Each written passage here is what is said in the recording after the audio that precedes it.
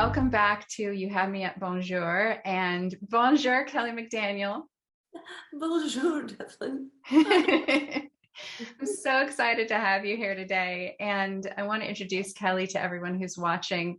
So Kelly McDaniel is a therapist and author and a pioneer in her field. She's the author of the book Ready to Heal, which some of you may know, and her new book Mother Hunger, which I have right here, is just really a fantastic read. And I know so many of you are going to want to check it out after you hear what we have to say here. So Kelly, let's talk about mother hunger. And I want to share with you just my own experience. I read this book in 2 days. I'm a very slow reader. I read about 40 pages an hour. So I tore through this book, and for about 3 days afterwards, I had like a mother hangover. I just felt so sad. And for no apparent reason, there was nothing in my life that I should be feeling sad about. And then I had a really intense IPF session. And you know that I do ideal parent figure protocol. And I hadn't done a lot of work in IPF on my mother, because before even coming to that therapy, I had done so much on my mother. It had all been about my mother. I wrote a one-woman show about my mother.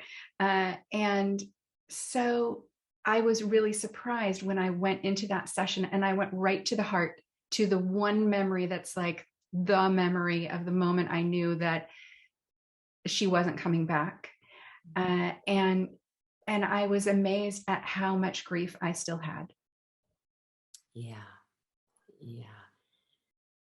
Well, thank you for sharing that, because I think one of the core issues in mother hunger is frozen grief. And I call it frozen grief because it is so primitive, the wound, that our body kind of protects us from being overwhelmed by grief and might tuck it away for a year or 2 years or decades. And that's why I call it frozen grief.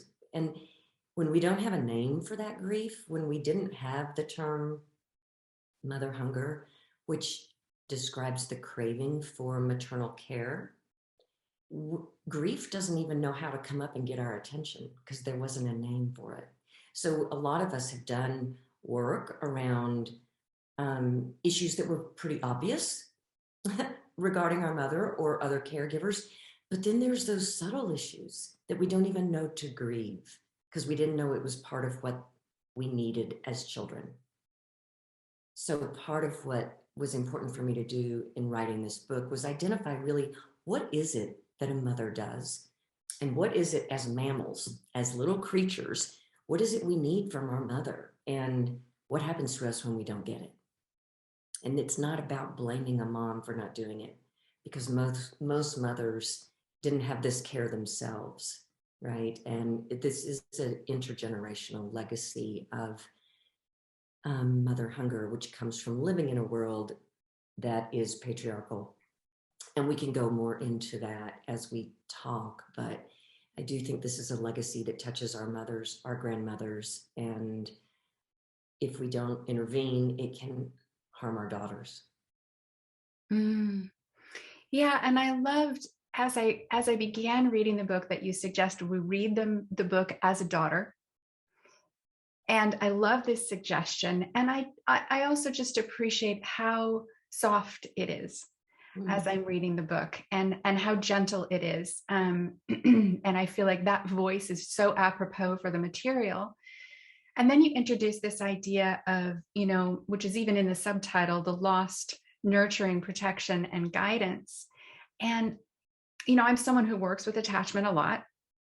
And so I work with the 5 functions of secure attachment. And I noticed that you sort of narrowed it down to nurturing, protection, and guidance. And so I'm wondering what brought you to those 3 things in particular. Okay, good. And thank you for also acknowledging the tone of the book. That was really, I think, the most care that I took in writing, is that I didn't, sometimes it's too easy to sound clinical as a way to give authority to a topic. And I really didn't want to do that. So thank you. But how did I bring it down to those three elements? That actually was not easy. That was really difficult, how to operationalize the definition of mothering. And I really started with the dictionary. I went to the dictionary to look up what is mothering? What is it? What is it? And the dictionary says, the Webster Dictionary said it's to care for someone as a mother would. Well, this just kind of baffled me and almost proved the point that there is no definition really, and no wonder we're confused about what it is we really wanted or needed from a caregiver, from our primary caregiver, what I call our first love. You know, in utero, as babies, we hear her voice, we feel her heart beating. Those are our first sounds, and we smell her. We are falling in love with her before we're even born. And then as little mammals, as little primates, we have basic needs. And the number one need is nurturing. And nurturing encompasses feeding, holding, touching, affection, eye gazing, all of those things that go into attunement, all of those elements that little ones need. And I referred in the book to some of the studies with infant monkeys that have happened, where a set of monkeys would have food, but no access to touch. And those monkeys were compared with other monkeys that were fed, but also had access to either a real other monkey or a cloth figure where they could soothe themselves against something soft. Well, the monkeys that didn't have that didn't have any touch, they did not do well. Some of them died. Some of them became so distorted in their personality development that they literally could not be returned into the world of other monkeys. They weren't fit. So this issue of nurturing, this issue of touch, this issue of sound and care is so primal. It's as essential as food to our well-being, and it impacts our brain. Babies that are held more have bigger brains. Babies that are touched more learn better. And we have science that lets us know this. And I think it's so sad that we have to refer to science to validate something that is purely instinctual. We have come so far away from our instincts as a way of developing and adapting to patriarchy and industrial living. So I really wanted to bring home that point of nurturing. And then the second point of protection is just as primitive. Obviously, if we're not protected, we're not safe, we could die. And this is also as primitive as nurturing. So what we need from our mother is that she keeps us safe from other caregivers that might be reckless or aggressive. She keeps us safe from siblings that might be aggressive. And it's a complicated issue because I think for many women living in patriarchal cultures, women themselves aren't safe. And so I think as a female, as a woman with a female body, I know what it's like to walk down the street and be vigilant and be careful. I know what it's like to be in a city after dark and be afraid. I know what it's like to be sexual prey. That can get passed down. I think as women, we sometimes have adapted strategies to be safe that include anxiety, hypervigilance, sleeplessness, sometimes even irritability and rage. So these things, of course, have an impact on our capacity to be a mother or to receive mothering. And so protection is a complicated issue. It's sometimes goes toward, we might have always known our mother was afraid. We may have always known that we were afraid of our mother. So it's a layered discussion. Mm. Oh, absolutely. And there's so many, as you're talking, like so many things that I just want to be like, amen, that it hits me right here. And as I was reading the book, there were many moments like that too, where there were just so many things that, as you say, naming it gave me a certain amount of relief. The frozen, the frozen grief, the carried shame, the surrogates. When I was a little kid, I had what we called my baby pillow. And it was this little satin pillow when I was a baby but I carried it around with me until they took it away. And when they took it away, I grieved. I was very upset, and finally they had to give it back to me because my mother had left when I was 4, and this was the soft thing that I would tuck in with at night.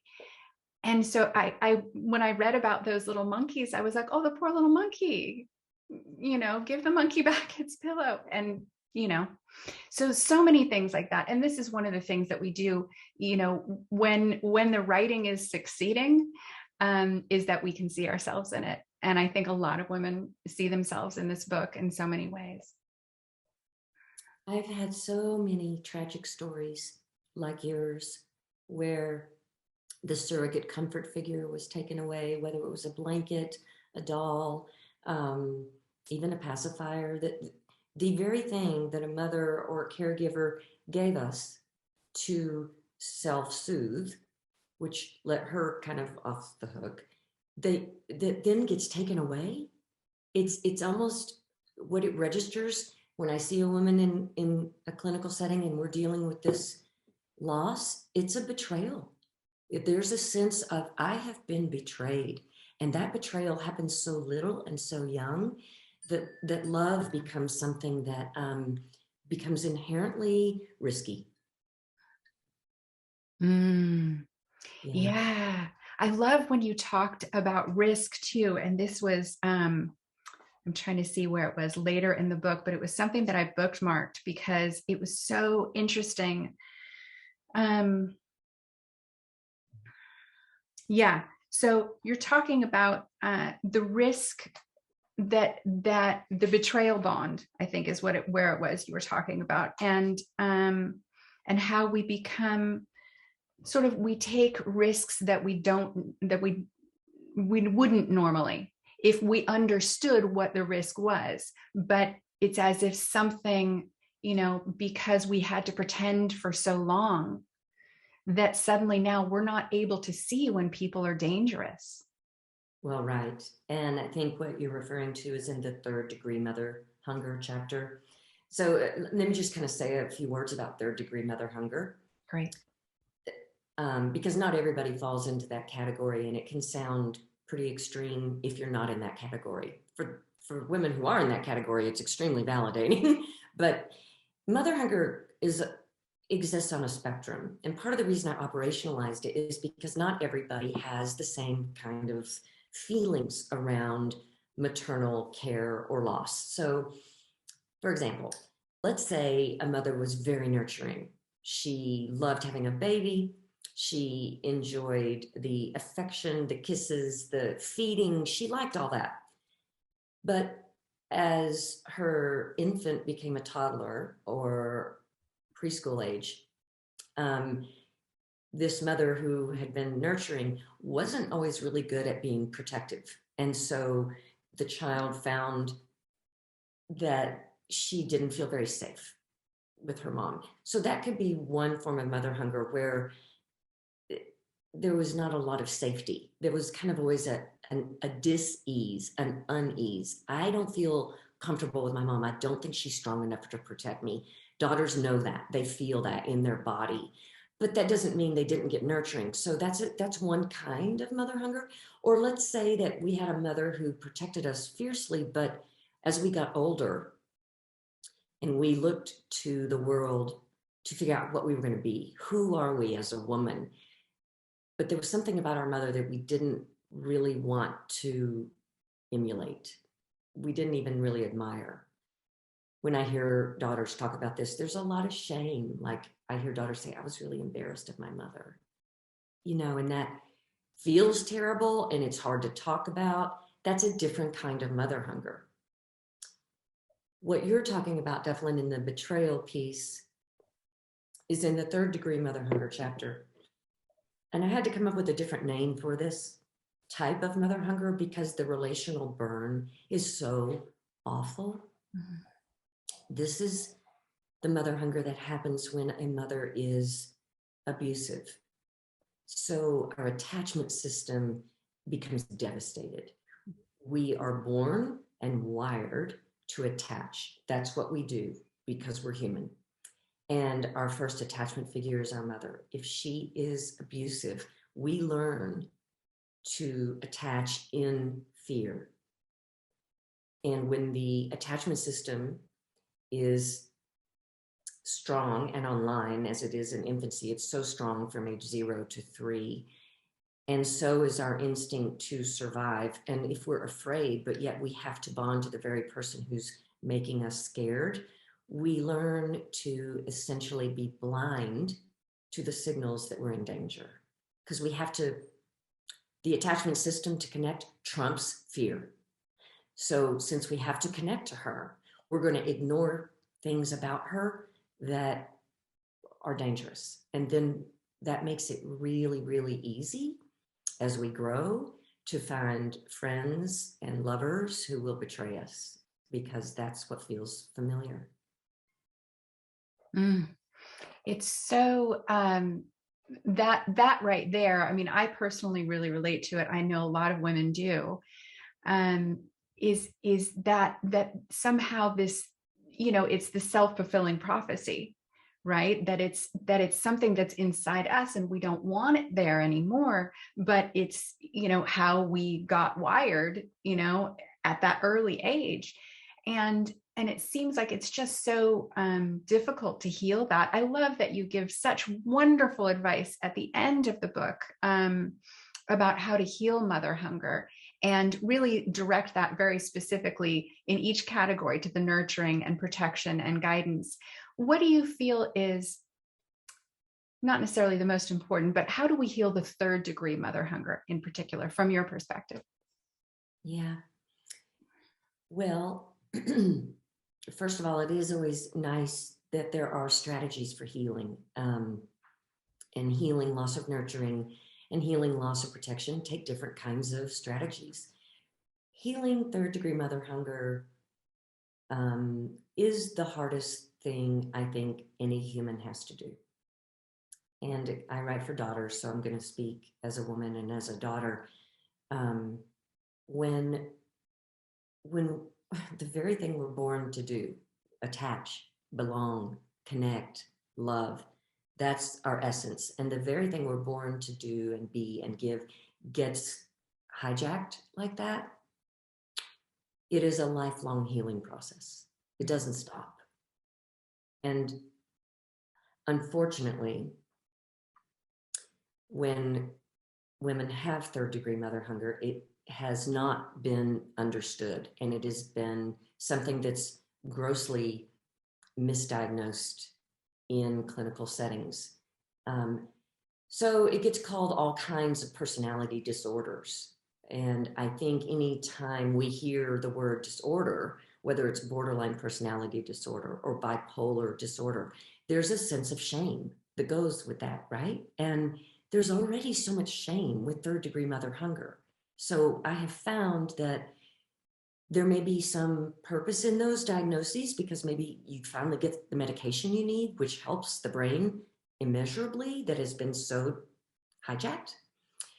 But the shame that also goes with those diagnoses can get in the way of healing. So that's why I really wanted to have a better way to frame up character, personality strategies that go with those kinds of diagnoses. It is 3rd degree mother hunger. When you learn to bond in a swimming pool of fear, of course your moods are unpredictable. Of course, one minute you're hot, and the next minute you're cold. Of course, you don't trust people. Of course, you push people away. These are all things you learn to do probably before you went to school. So I think it's really unfair that we look at it as a disorder rather than a strategy that was a survival strategy. Somehow, even though you needed love and connection, somehow you survived without it. That's pretty radical right there. And I think we need to validate that. Given that little girls who needed nurturing, protection, and guidance didn't get any of that and were fearful, we can see where eating disorders would come online. We could see where anyone would need an addiction because it's too painful to feel so alone and so afraid. So by the time we wake up to this and realize we have a broken heart that is really needing repair, generally a lot of us are a little bit older, right? We're beyond our 20s, sometimes into our 40s and 50s. And so we've already been living in pain for a long, long time. And then we realize what it is. And then we've got to work on healing it. It doesn't sound fair, does it? That would be the legacy. But it's an enduring heartbreak, and it does take a lifetime to heal. Yeah.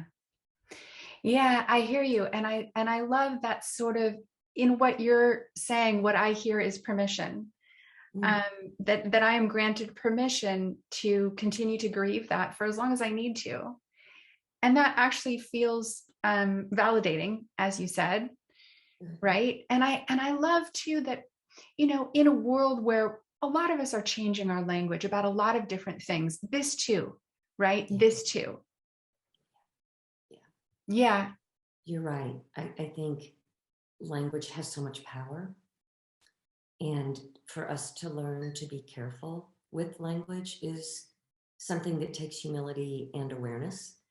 And my hope is that being aware of mother hunger brings some humility to the magnitude of mothering, and also a call to action to really look at how we're supporting women in teaching and nurturing. Mothers need as much nurturing and safety and protection to give those items to their children.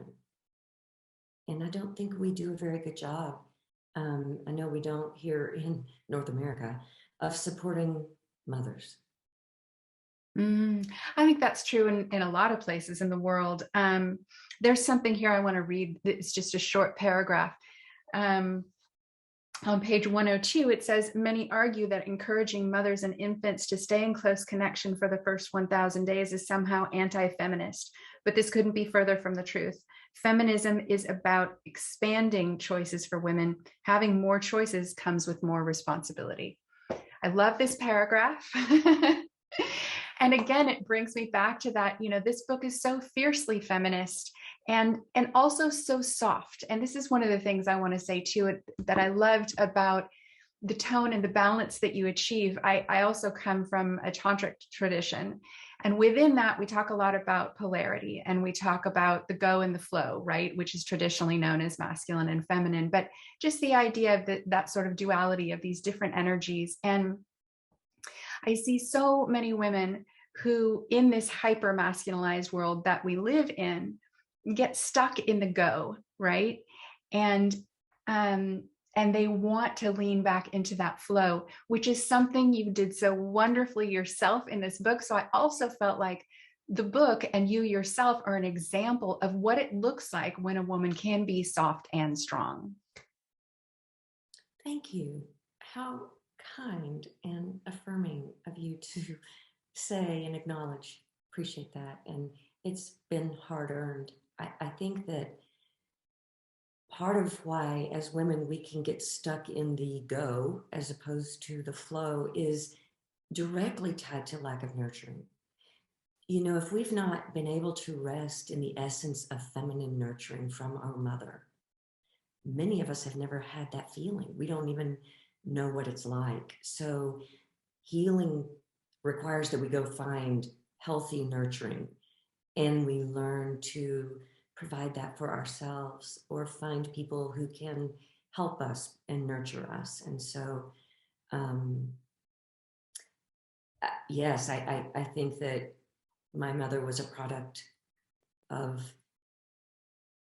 an ambitious world that needed her and wanted her to be an overachiever. And her idea of creating a successful daughter was that I be an overachiever.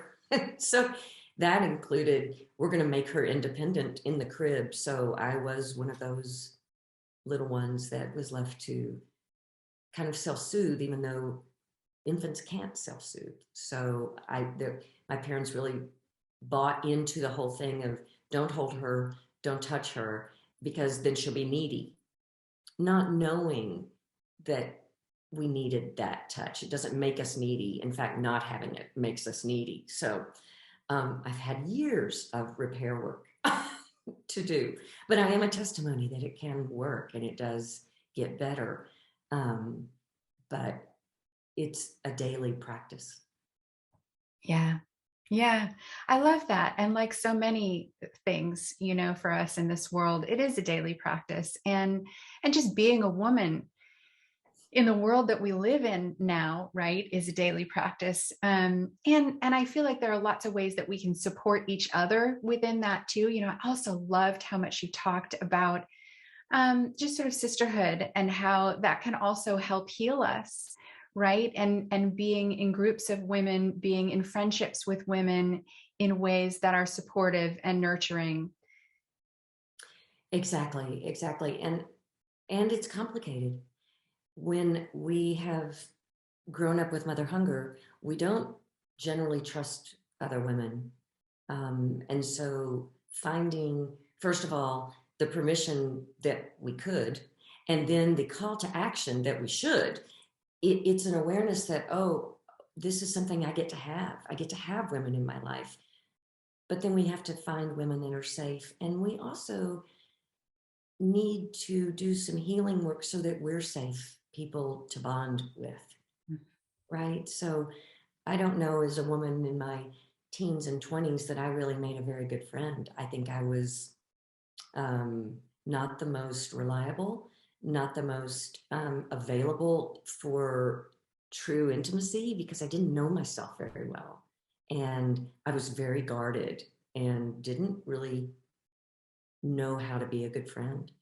So I've had to learn that, and those lessons are painful and sometimes embarrassing. Yeah. Yeah. I hear you. I definitely hear that. And I feel like there's so many, so many women with so many stories about this. And it's also really powerful just to begin to tell our stories, right? And to tell them to each other, and to begin to find those women that are safe. And just thank you for being one of those women. Well, that's again very kind, and you're very welcome. And I'm so glad you're bringing this point up, because one of the things that I think is going to be so helpful for women who identify some mother hunger and want to heal is that we have mother hunger support groups. And so, kind of, I'm on a mission now to help coaches and clinicians learn about mother hunger and bring this material to their practices and offer groups, whether in virtual settings or in person settings, so that, if we have cancer, we go to a cancer support group and find immediate relief. We find immediate camaraderie, and we find names and words for what is going to happen, or what already has happened, and what's going to hurt and what's going to feel better. So I think we need this for mother hunger. We need to find a safe place to talk about it, other women who are going through it, who will help us name it, help us know what we can anticipate, and bring us out of the isolation. Yeah, absolutely. That's why I'm really glad you're doing what you're doing to help spread the word, because I think the more that we do this together, the less we're alone. Yeah, exactly. So that's the work. And we are doing a whole month of focus on it in Heart Spring right now. And the women are loving it. It's really deep and challenging work, and it's worth it. That's well said. It is deep and it is challenging, which sometimes is very difficult, but it is worth it. There's a light at the end. Even along the way, there's glimmers of hope and new, as the brain heals, we get all kinds of new dreams and insights, and the world starts to have more color in it. Yeah. Yeah, yeah, absolutely. And going through it together. I mean, we've even had some laughs, and I feel like there was this one moment where you talked about the healing happens in the music, not the words. Right. And it reminds me of that quote from Miles Davis where he says the music is the space between notes, right? And that's kind of what's happening. That's what's happening right here, right now. That's what's happening in Heartspring. That's what's happening in your mother hunger groups, is that we're just being together. And it's in that beingness that there's music. Yeah. Beautifully said. Thank you so much, Kelly. I'm so grateful that you took the time to come and talk with me today. Well, I'm really grateful that you had me here with you. And I'm so grateful you read the book like you did and found your own places of a new chance for deeper healing. Yeah, truly. And so where can people find you if they want to find you, if they want to find the book, where can we find you? Well, I love supporting local independent bookstores, and lots of bookstores have the Mother Hunger book. Of course, it's on Amazon. And if you do get a chance to leave a review, if you've read the book, that's a big gift for an author. It changes the algorithm so that every time there's a review, it boosts the book, and then more women have a chance to find it. So I didn't know this when I wrote my other book, so I didn't really do much. But I'm trying to be a good midwife of mother hunger and encourage reviews. I'm posting on Instagram fairly regularly, so most people can find me there. And if you haven't already, and if you're listening to this and this is intriguing, you might want to sign up for my newsletter. I don't flood your inbox. I send a newsletter maybe once a month, probably every 2 months. It's short, and it's only when I have something really good to say. Perfect, which I'm sure. You have really good things to say. I have the newsletter, and I have to say it's worth it. So so definitely go and follow Kelly. Read this book. You won't regret it. This is the British cover, but the American cover looks a little bit different, but you can find it on Amazon and also in local bookstores. So definitely just so worth looking at. There it is. Yeah, I love that cover. Yeah, I like them both. They're lovely. Yeah. Thank you so much again for having me. Yes. Thank you so much, Kelly. It's been a pleasure.